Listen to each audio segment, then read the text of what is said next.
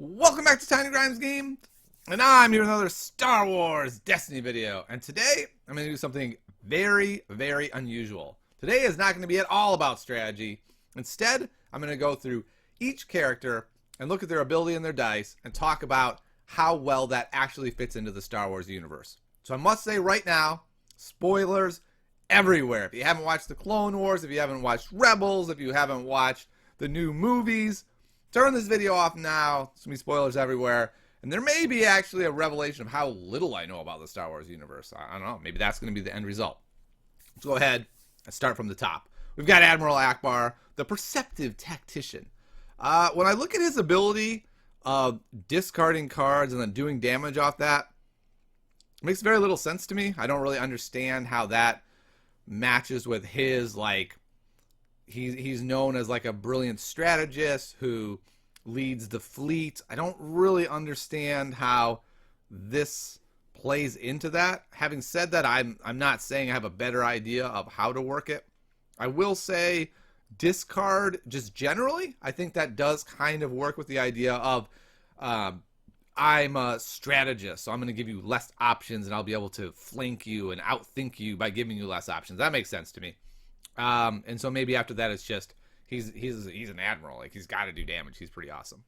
The fact that he has 2 focus, I think, is really cool. It shows that not only is he a good strategist, he's like a top dog strategist. He's gonna fix your problems for you. Politic. I mean, we don't know anything about him from what I'm aware of. He's a dude who walks in, says a funny line, and then either dies or escapes. I think he escapes. But he doesn't even have any flavor text to have his line. So when I look at Politic, I say, I don't really know anything about this character. My guess is the designers knew very little about this character as well. He's just a fine character. His ability is really interesting and unique and feels like it probably should belong on somebody else. I'm not saying I know who that is. Maybe Boba Fett, if we're going to say he did get out of the Sarlacc. Like, that could be kind of cool, although I would think he'd want more of a shooting thing or something having to do with his jetpack and flying around. What's interesting, it's a very cool, unique effect that I don't understand why it belongs on Politic.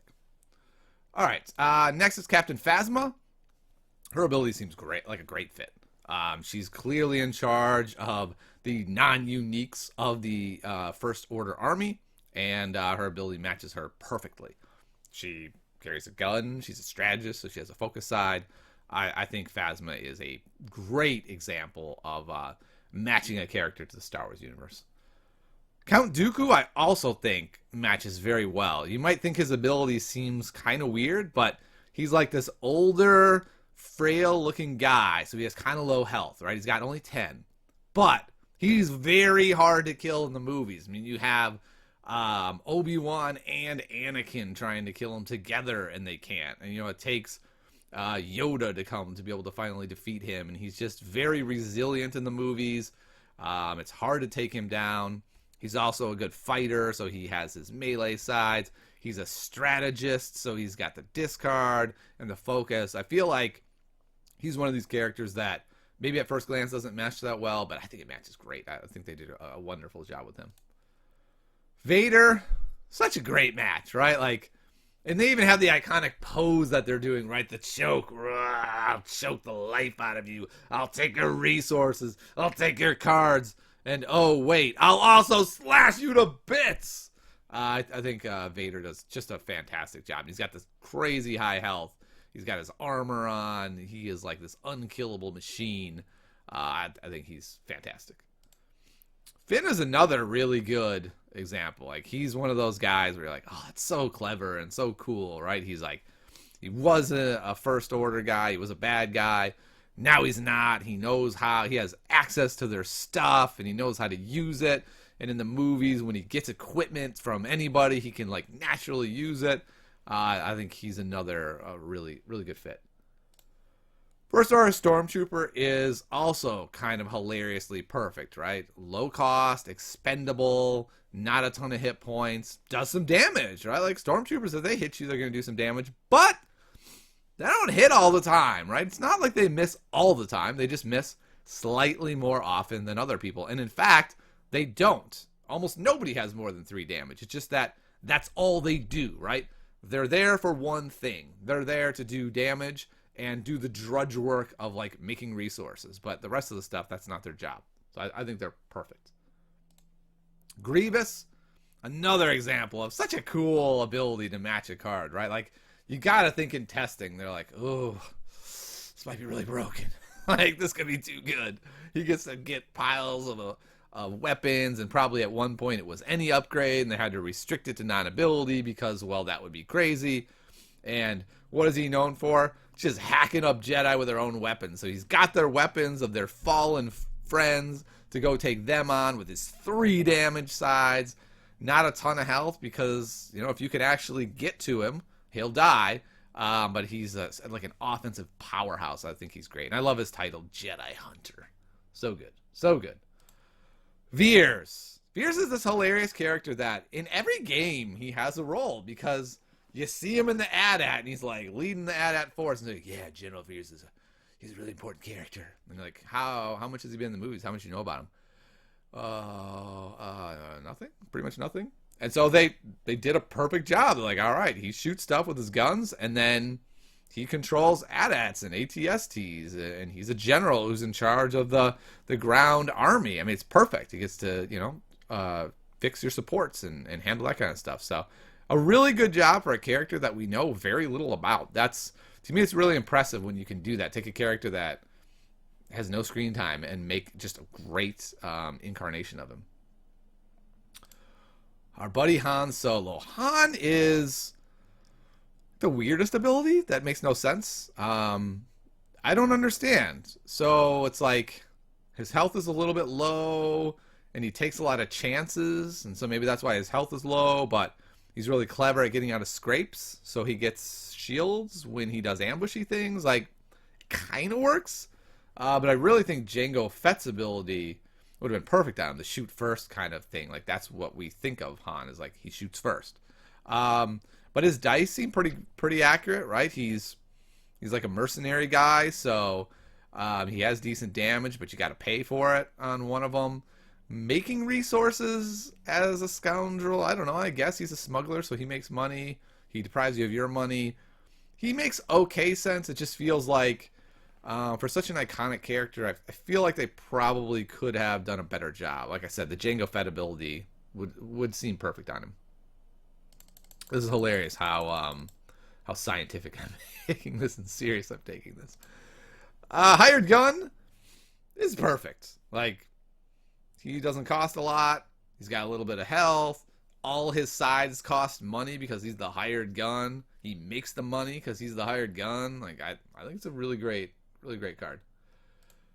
Jabba the Hutt, so good. Like, I think they really did a great job with him. Anytime you put no damage on a character, it's really risky, but you know what? Jabba literally does nothing except for pull strings. He's a big fat dude that sits on a throne. Like, this is a great example of getting a character right? He can pull the strings by re-rolling the people in his court and handling them with his ability. He can pull the strings through his 2 focus sides. He can pull the strings by more subtly deploying you of your resources in either disrupt or hand disruption. He's got a fair amount of health because he's a beefy dude, but he doesn't cost a ton because he doesn't have that kind of impact. He's more of a support character, and these are the roles that he plays in the movies.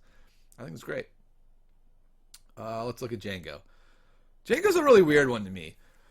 I do like the idea that he has the guns and the melee, I guess. Like, he whaps people with his armbands is what someone was telling me the other night. I don't know. I'm not sure about the melee side. It seems a little weird. His ability seems very weird to me. When I think of Jango, I think of him as like a really good fighter who probably does a fair amount of damage, but I don't think of him as someone who's like always ahead of the game, right? Like, he died pretty easily. He was caught pretty easily. Like, he didn't seem like he was super tricky. Like I said, I feel like this ability is better suited to Han. A really cool ability I came up with last night would be something like, if you resolve 2 or more range sides at the same time, you get +1 damage total. That's kind of a neat thing, like to demonstrate that he's a good fighter and a good shooter or something. But I don't know. It's fine, but I just think it's not perfect. Kylo Ren is great. Like, everything with him is situational. You never know what you're going to get. Is he going to fly off the handle in a rage? Is he going to be dialed in? He's temperamental. Having this special where you never know what you're going to get, but it's still strong, and it's scary. It's so scary. Like, you look at this dude and you're like, dang! Then he takes his mask off and you're like, what? He's in a boy band? I guess I shouldn't have been scared of him. He pulled my hunker down and it was Zero. He's the boy band character. But when he pulls your crime lord, you're like, oh, it's Kylo! Oh my god! So I really like this character, and his dice also show that, right? He's got 2 sides of damage, but one you gotta pay for. So everything is situational, and he has a fair amount of health to sort of stick around. Leia's another character I think they did a good job on. I'm a little surprised she has 3 gun sides. When I think of Leia, I don't think of her necessarily as a shooter, especially with that title-born leader. It seems like she should have a slightly more Jabba-ish card. I really love the action ability. I don't like it in game necessarily, but I think it fits very well her character of being that born leader of, you're not doing that right, let me help you. Let me help you improve on what you're doing. Let's re-roll your dice. Her own dice feel weird to me. I wouldn't have minded seeing like 2 focus sides and 2 gun sides. It would have made her worse for sure, but she doesn't really feel like Leia to me. She feels like a fighter. And I know we see her fight, but I feel like we're supposed to think of her more as more in the diplomat range, especially with Born Leader. Although the picture shows her shooting, so maybe I'm just wrong. Maybe you guys will all think I'm crazy. Luke is... It's interesting, right? I mean, he does a fair amount of damage, which is good. He is also a defensive guy, so he has his shield. He's also a strategist, so he has his focus. And his ability... I don't feel like they thought that carefully about this ability. I feel like they kind of went...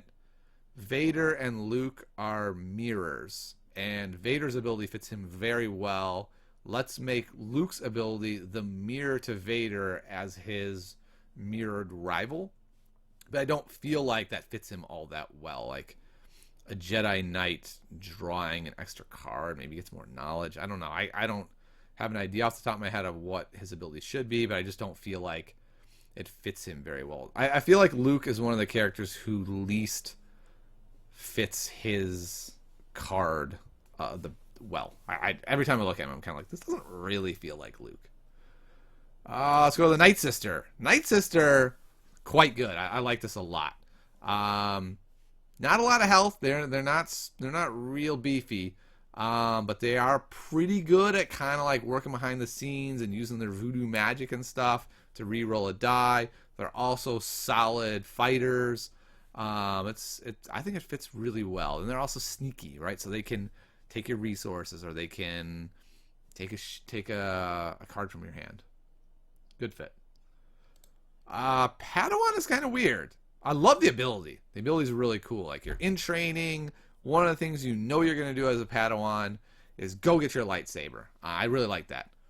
3 damage sides for a Padawan is weird. I love the fact that 2 are 1s, so it's like, okay, they're a Jedi, but they're still in training, right? So they don't do that much damage. And then coupled with that, they also only have 7 health because they're kind of young. They haven't mastered the Force yet. They're a little bit vulnerable. I love all that.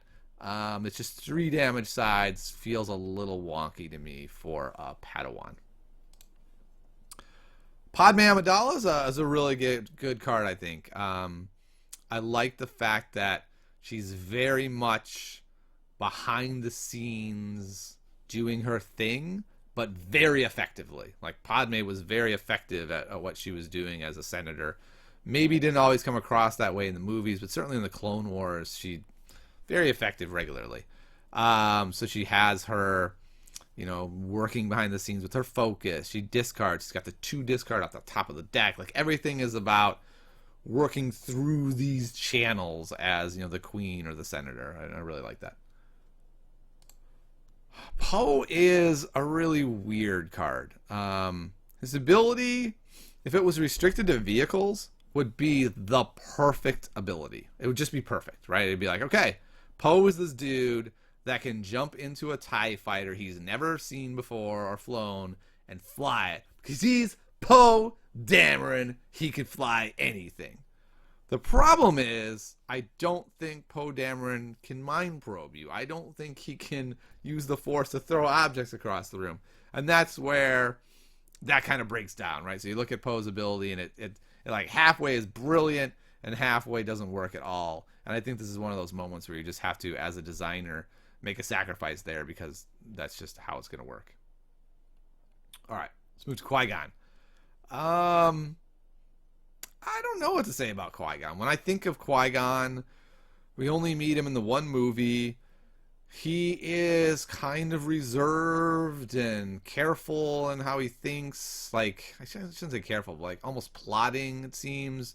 But then he's willing to take the big risk and take on Anakin and defy the Council. And I don't know. I don't know how that factors into this ability of shields and staying alive, especially when Maul crushes him. Like, it just doesn't seem to fit Qui-Gon at all to me. When the first time I saw Qui-Gon, I was kind of like, what?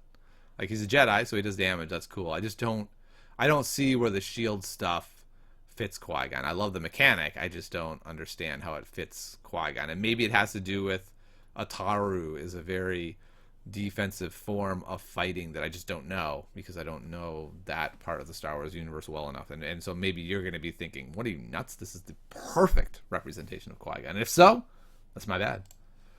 Rebel Troopers, another really good example of, a cheap, expendable guy in your army. He stands there as the Guardian, and Vader kills them all before he can get through the ship and accost Princess Leia, and they have guns and shoot stuff. If it wasn't Vader, they might be more successful in shooting things.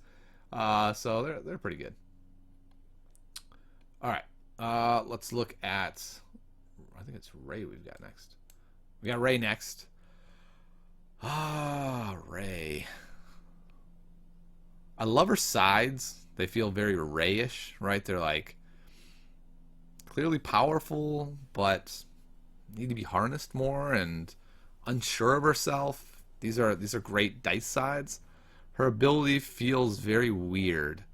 Getting extra actions. I don't understand how that works at all, I guess. It's like, maybe it could be something like she gets her lightsaber on her and then becomes more powerful and is able to speed up. I don't know. I'm kind of lost on that one. If someone has a great idea for why this ability fits, I don't understand it. But the dice do fit really well. Tusken Raider. The health seems great.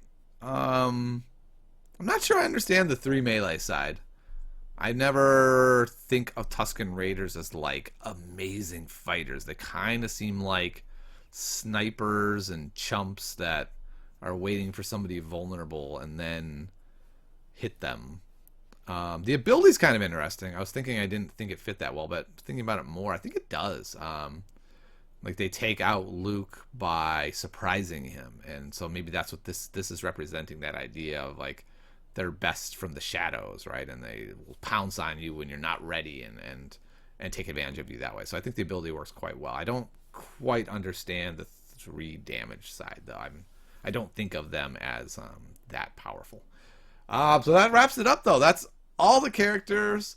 The bottom line is I think FFG did a really great job of making this game feel like Star Wars. You can tell in interviews with Lucas, he said he takes a top-down approach where he looks at a character first and sort of designs stuff around them, and I think you can really see that in this game.